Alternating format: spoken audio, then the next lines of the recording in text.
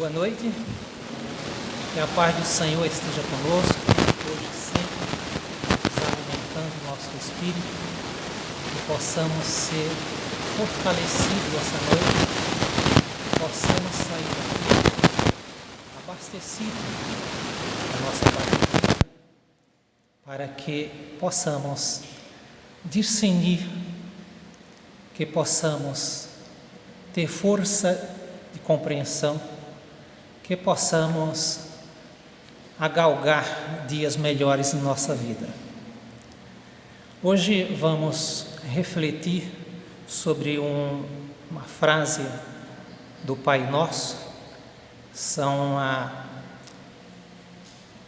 acho que a 10ª palestra com esse tema do Pai Nosso. Cada frase do Pai Nosso, uma palestra. E a gente hoje vamos abordar justamente a frase que fala sobre o perdão. Perdoai-me assim como perdoo aos meus devedores. Esse é o nosso tema. E eu começo a perguntar para nós: de que maneira estamos perdoando?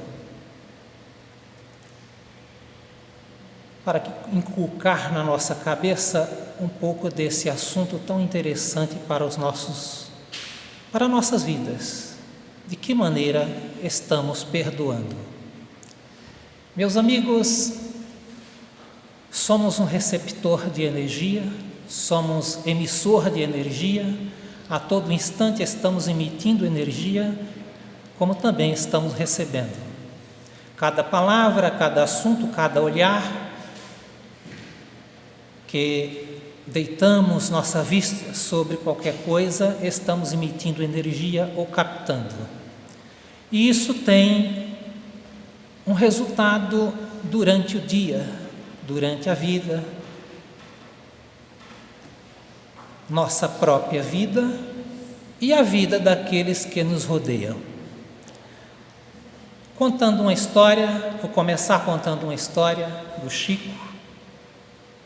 O Chico tinha uma cachorrinha, segundo o Haroldo, quem conta essa história, e a cachorrinha já estava muito velhinha, doentinha, sofrendo bastante.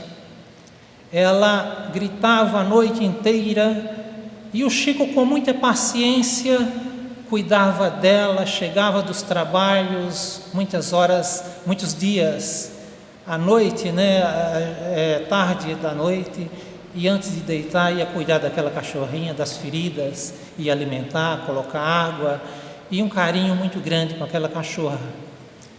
Uma amiga se compadeceu daquele sofrimento todo, não só do animal, mas também do Chico, dando aquela atenção tão grande para aquele animal.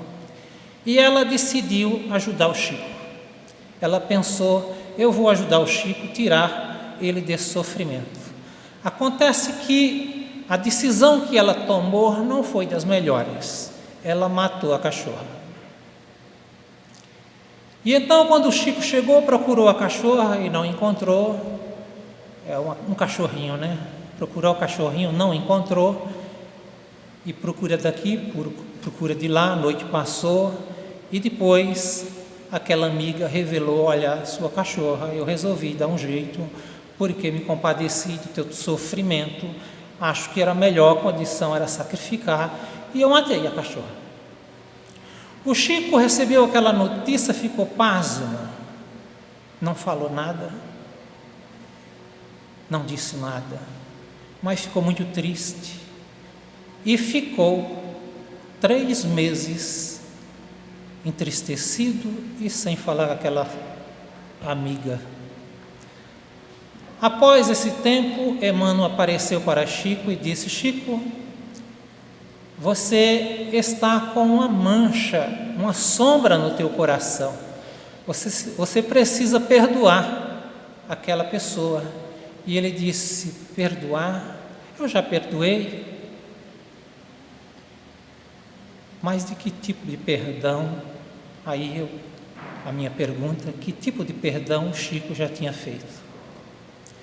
E Emmanuel diz: olha, compra um presente, você sabe o que ela gosta? Compra um presente e leva para ela, presenteia ela. O Chico disse, mas levar um presente para ela? Emmanuel adiantou, olha, não sou eu quem estou indicando, Jesus quem deu esse parecer. Ah, foi Jesus? Então eu faço. E o Chico comprou um presente e levou para aquela senhora, e ao entregar o presente, ela recebeu com muita satisfação, ficou muito alegre, e nesse momento que ele entregou o presente para aquela amiga, o Chico viu sair do peito daquela amiga uma luz que veio em direção dele e entrou no coração dele, deixando um alívio imenso. Essa historinha, meus amigos, nos ajuda a entender que tipo de perdão estamos praticando em nossas vidas. Muitas das vezes ficamos chateados com determinadas coisas que às vezes não vale a pena nem sequer pensar, mas adentra no nosso peito e nos incomoda por muito tempo. Falar do perdão, existem inúmeras interpretações sobre o Evangelho de Jesus. Diante da pergunta que Pedro faz para ele, Mateus 18, 23, Mestre, quantas vezes devo perdoar? São 7 vezes? E Jesus responde para Pedro, eu não te digo apenas 7 vezes, mas 70 vezes 7. Queridos irmãos, meus amigos, o número 7 na cultura dos hebreus tinha duplo sentido.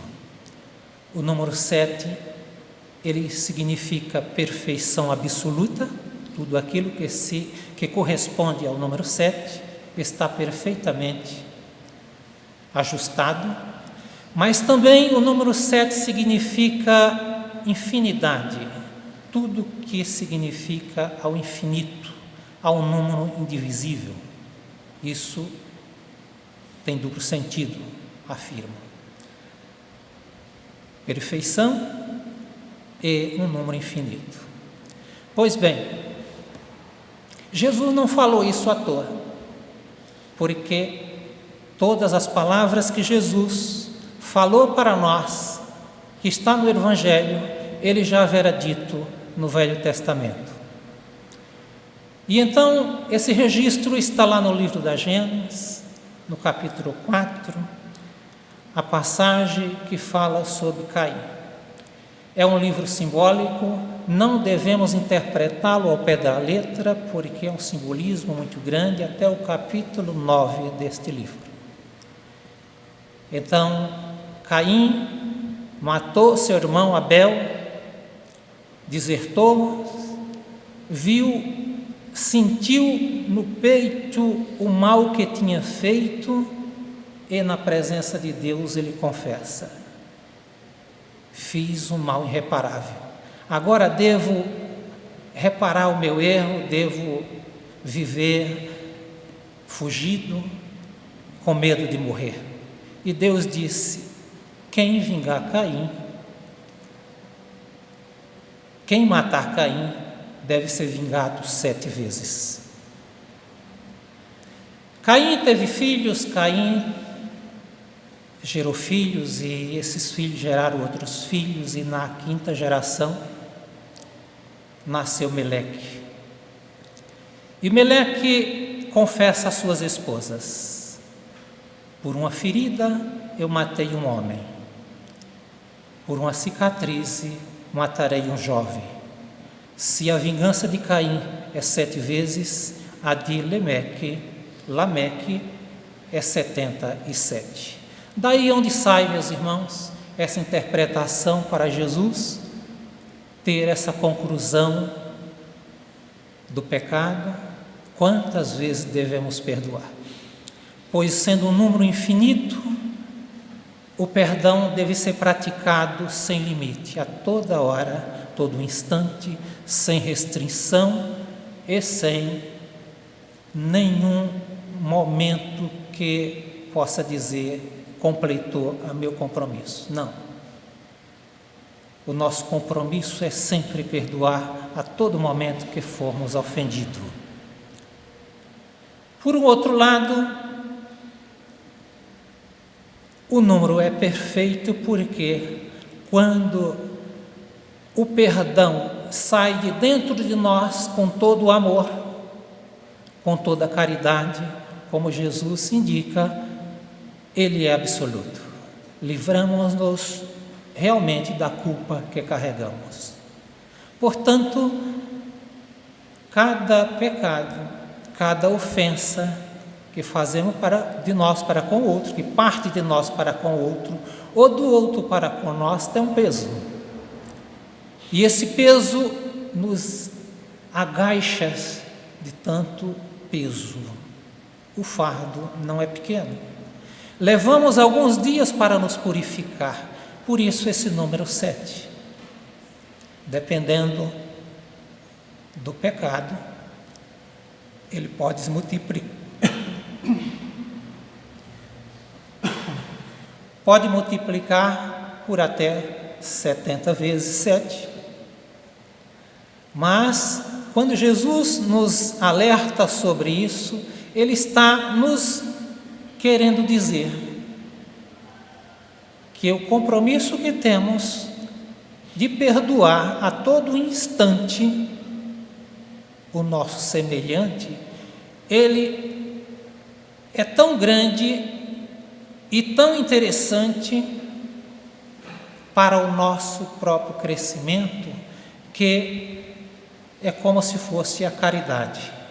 Aquele que faz a caridade tem muito mais a receber do que aquele que doa.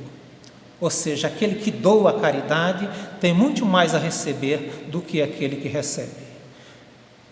Perdoar é uma caridade de nós para com o outro, mas nós é quem saímos ganhando muito mais.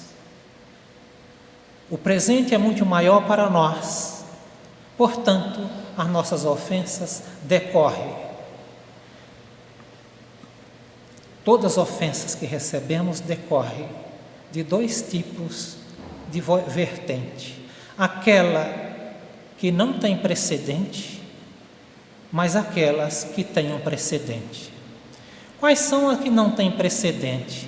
É aquela ofensa que você recebe de pessoas que você nunca fez para ela nada. E você diz, mas eu nunca fiz nada para essa pessoa, e essa pessoa me fez tal coisa.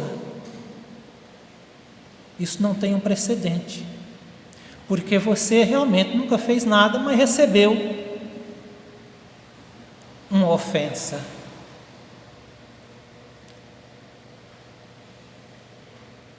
Por outro lado, tem aquelas ofensas que têm um precedente. A gente fez alguma coisa para que alguém se vingasse de nós. E muitas vezes essa coisa que fizemos foi tão pequena. E eu volto a lembrar aqui um ditado popular que diz: quem bate esquece, quem apanha lembra. Muitas das vezes a gente faz alguma coisa nessa vida e nem lembramos que magoamos alguém, que deixamos uma pessoa chateada, mas aquela pessoa guardou dentro de si aquela mágoa e ela vai guardando até um dia em que ela pode se vingar. E quando ela pode se vingar, você recebe aquele troco e nem lembra de onde veio, porque você realmente esqueceu, mas teve um precedente. Isso às vezes é o pecado de uma pessoa para conosco, mas muitas vezes é um pecado gerado por muitas pessoas, um pecado coletivo. Portanto, Jesus refere-se dessa forma: não devemos perdoar, não te digo apenas 7 vezes, mas 70 vezes 7. Quando Jesus foi à cruz, Jesus foi crucificado, Jesus sofreu, no alto da cruz, ele diz: perdoai-me, perdoai-os, Senhor, perdoai-lhe o Pai, que eles não sabem o que fazes. Não sabem o que fazem. Realmente, aquelas pessoas que machucaram Jesus, que o colocaram na cruz, não sabiam o que faziam. Eram inocentes. Não sabia o tamanho do sacrifício, o tamanho da cruz que Jesus carregava, do fardo que Jesus carregava. E Jesus realmente não fez nada para sofrer tamanha crueldade. Esse é um pecado sem precedente. Equivale àquele pecado de Abel, aliás de Caim, que matou Abel, e Abel era um inocente. O que Abel fez para Caim matá-lo? Abel não fez nada, era um inocente, e Abel matou. Esse pecado sem precedente, a gente precisamos, meus queridos irmãos, imaginar que todos nós que estamos nessa condição de provação, todos nós, cedo ou tarde, passa por essa experiência, porque é uma oportunidade que Deus nos dá para avançar rumo à perfeição.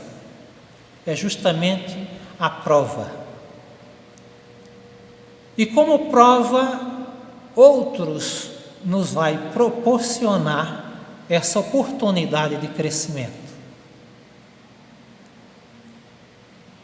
E é por isso que Jesus pede para Deus: perdoa-los, que eles não sabem o que faz. Estavam ali pessoas motivadas por uma energia que era a vontade de Deus. Que Jesus passasse por aquele momento doloroso. Não era prova, mas era uma missão. Assim também é todo aquele que se encontra em uma prova. Todos nós, um dia, passamos por a experiência da cruz. É a dor maior,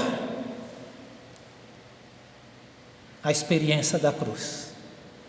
É aquela experiência da traição, aquela experiência que você recebe, ou seja, aquela experiência mesmo, que sai de pessoas que você nunca imaginou, daqueles que mais você confiou, daqueles que estavam ao teu lado. E um dia viveremos essa experiência com Jesus. Porque é o exemplo que Jesus nos dá. Uma experiência na prova para que possamos crescer em espírito. Jesus Cristo nos dá essa prova, esse ensinamento, vivendo esse momento tão doloroso na cruz, para mostrar para nós que é possível todos nós passarmos por essa experiência quando nos for possível. Mas por um outro lado, tem aquelas experiências que a gente vivemos, que parte de nós, que um dia a gente fez algo para alguém e machucamos alguém, fomos o autor de alguma coisa que machucou demais aquela pessoa. Esquecemos daquilo que queríamos fazer, ou do que fizemos. Esquecemos, mas um dia vem o troco. E aí é onde a gente precisa muito bem pensar, avaliar a todo momento que recebamos uma ofensa, que passamos por uma situação difícil, tem um precedente? Será que eu fiz alguma coisa que contribuiu para aquela pessoa me devolver dessa forma? O que eu estou vivendo agora, devo perdoar porque preciso cumprir com a lei de Deus, ou devo perdoar porque eu tenho parte, faço parte desse pecado? Muitas das vezes nós somos culpados, ou seja, temos culpa naquilo que nos acontece. Muitas das vezes nós esquecemos, mas está lá registrado na nossa vida um olhar mau, uma palavra torta, um julgamento, e deixou aquela pessoa chateada. E então recebemos depois o dobro, 7 vezes mais aquilo que fizemos. Meus irmãos, as simples coisas da vida, como a experiência no lar, a experiência em família, são as mais corriqueiras em nossas vidas.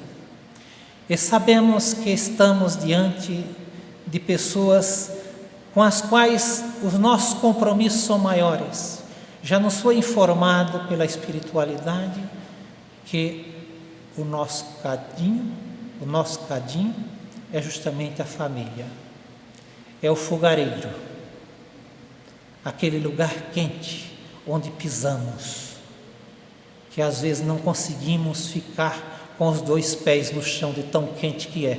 Precisamos estar trocando de pé para poder nos mantermos no mesmo lugar.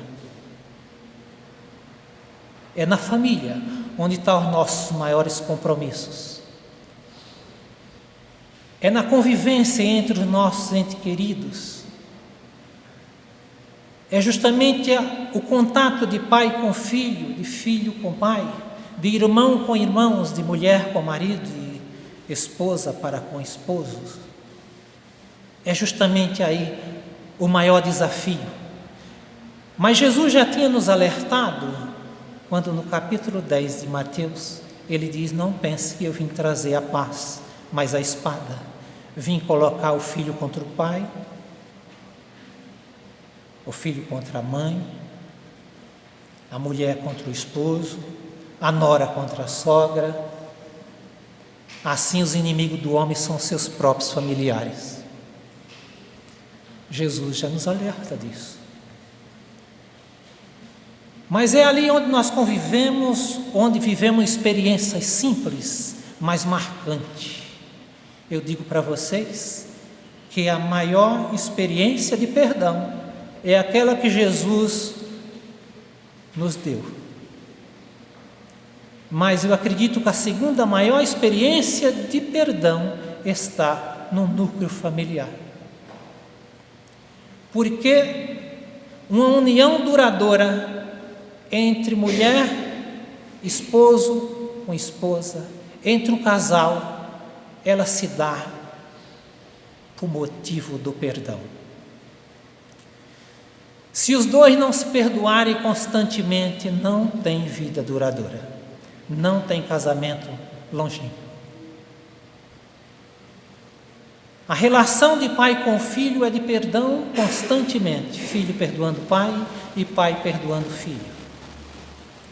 E eu diria para vocês que se alguém nessa vida não quer perdoar, mude-se. Mude-se para uma ilha deserta e vá viver como um eremita, sem ninguém por perto. Porque a vida em sociedade, ela é feita de perdão. Começa com a sociedade no lar e ela se estende para a grande sociedade. Esposo, esposa vivem se perdoando para poder se suportarem durante anos, 20, 30, 40 anos, e aí vemos algumas experiências de pessoas que viveram 50 anos juntos. Isso é um exercício de suportação, um exercício de perdão constante, um para com o outro. Alguém tem dúvida? Você acorda de manhã, perdoa. O dia segue, você continua perdoando. Anoitece, você está perdoando. Você perdoa as pequenas falhas. Aquele momento que a pessoa não está muito bem, está estressada, te fala uma palavra torta, mas você continua a vida, faz que não ouviu. Muitas vezes essa coisa entra na nossa vida que no decorrer dos anos nem nos preocupamos mais em falar em perdão, porque já começa a ser tão natural na vida a dois que não precisa se mais se esforçar para cumprir com aquela regra. Pai com filho constantemente estão se perdoando, às vezes 2, 3 dias passam sem se ver, mas dá uma saudade danada e logo ao se encontrar esquece tudo aquilo que estava no passado, já se abraça, se beija, porque há uma força magnética que atrai os dois, um para com o outro, e tudo fica no esquecimento. De modo que também surge aqueles pequenos problemas que a gente não para de reclamar um para com o outro. E são problemas que nós mesmo geramos. Pequenas coisas, por exemplo, uma peça de roupa que o homem, meio descuidado, deixa no lugar errado. Uma toalha molhada na cama, por exemplo. Logo a mulher já fica nervosa e começa a reclamar.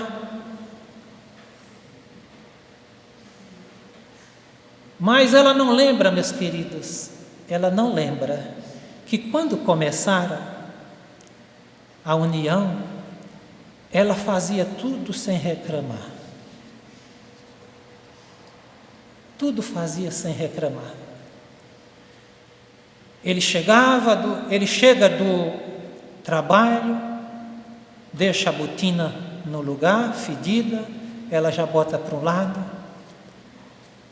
procura uma calça e ela logo já vai buscar e entrega na mão.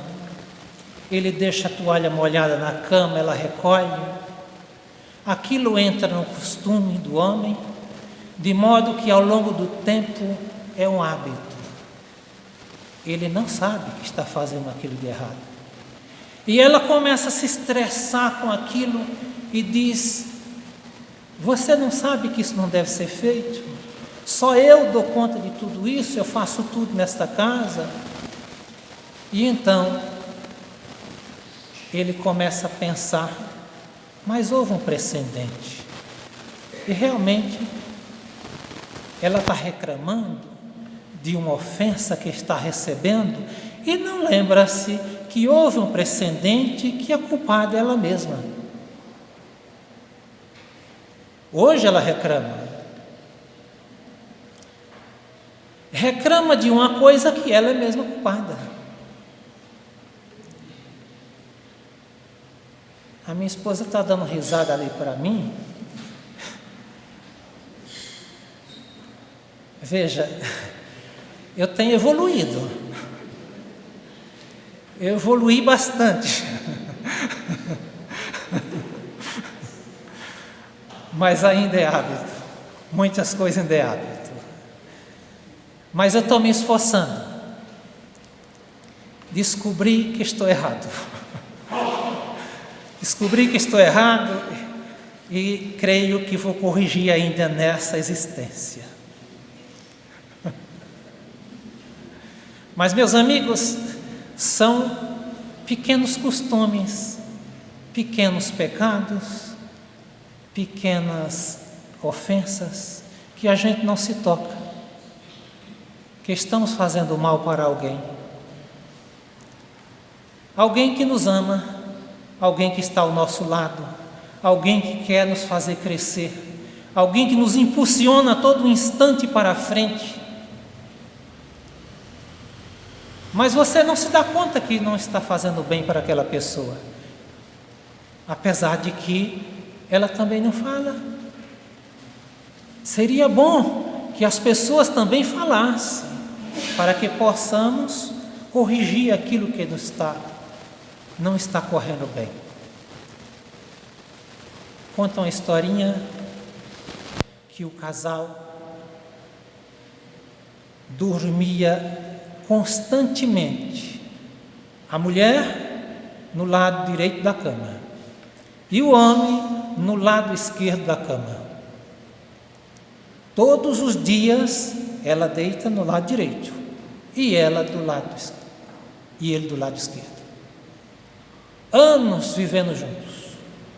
Passou-se o tempo, não tinham filho, e já velhinho, pessoas de posse, pensaram consigo: eu acho que é hora da gente ir ao cemitério, comprar um terreno, construir um túmulo para facilitar para os outros depois, porque não temos filho. Quando desencarnar, que trabalheira vai dar para os outros fazer o sepultamento? Se tivermos um túmulo direitinho, tudo escrito, tudo resolvido, na hora da morte tudo é mais fácil, damos menos trabalho para as pessoas que executarem esse trabalho. A mulher falou para o homem para a mulher, e concordaram, então foram para o cemitério e começaram a construir um túmulo. No túmulo, uma cama, e o marido disse para a mulher, disse para o pedreiro: olha, coloque tal coisa aqui do lado esquerdo, porque é o lugar que eu vou ficar, e coloque lá do lado direito alguma coisa, também escolhido pela mulher, porque é o lugar onde ela vai ficar. E logo a mulher ficou com cara feia, torceu o rosto. Mas o que aconteceu? Nós não estamos fazendo o que realmente foi decidido por nós mesmos? Mas você está escolhendo de novo o lado esquerdo. E ele disse: mas eu não estou dormindo todos os anos com você, esses anos todos de convivência do lado esquerdo e você do lado direito? Mas eu gosto mesmo de dormir do lado esquerdo.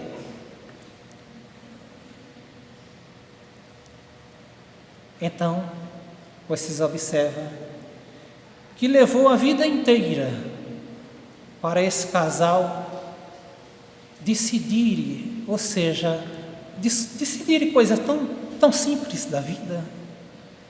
Viveram tantos anos juntos, o homem dormindo do lado esquerdo, a mulher do lado direito, mas um gostava mesmo era de dormir do lado direito, e o outro gostava mesmo era de dormir do lado esquerdo.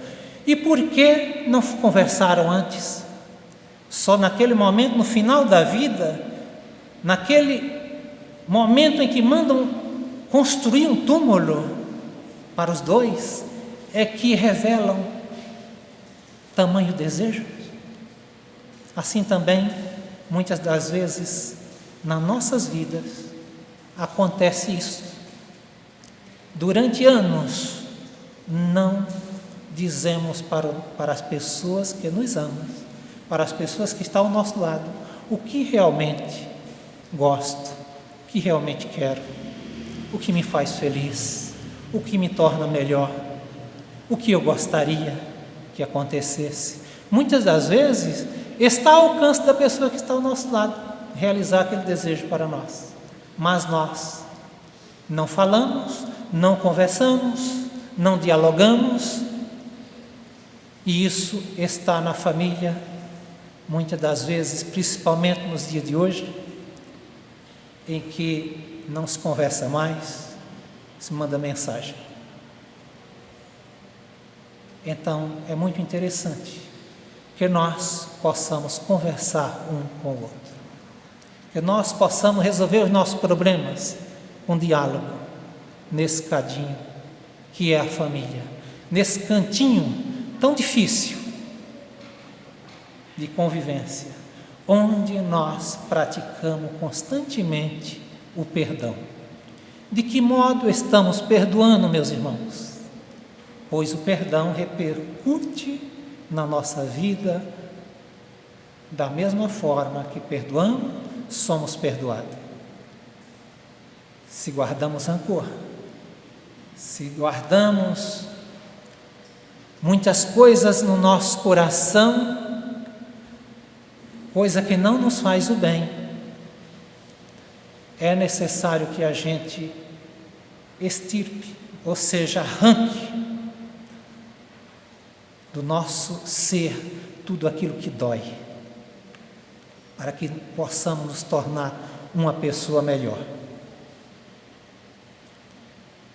Quando alguém nos faz o mal, descarrega sobre nós uma energia, uma carga energética, que pode nos ofender bruscamente, dependendo do grau de vibração em que estivermos vibrando no momento.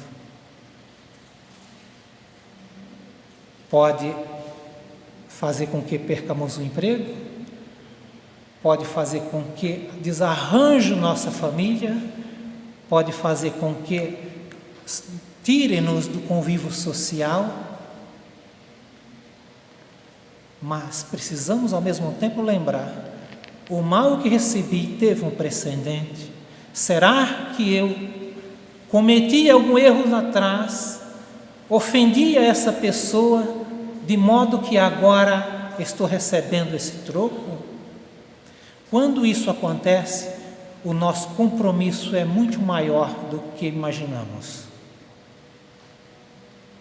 Precisamos correr depressa, pedir perdão, não só para a pessoa que ofendemos, mas para todas as pessoas que nos rodeiam, porque muitas das vezes o mal que recebemos repercute em nós e em toda a família.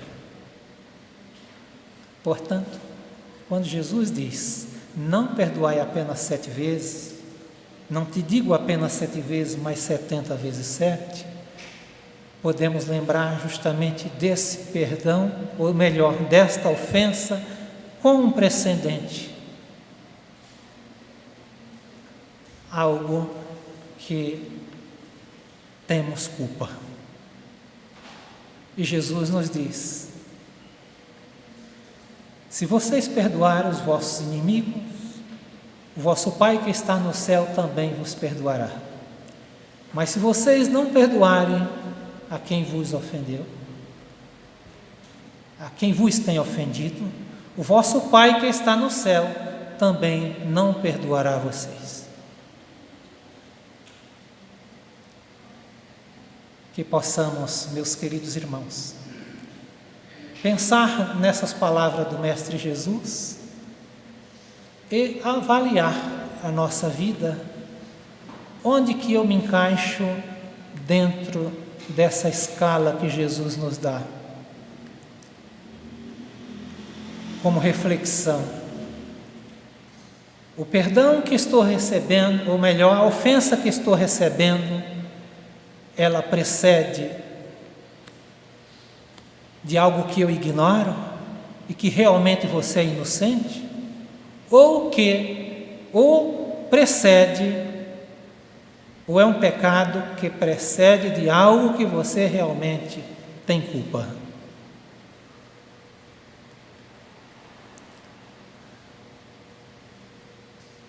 Não tem jeito.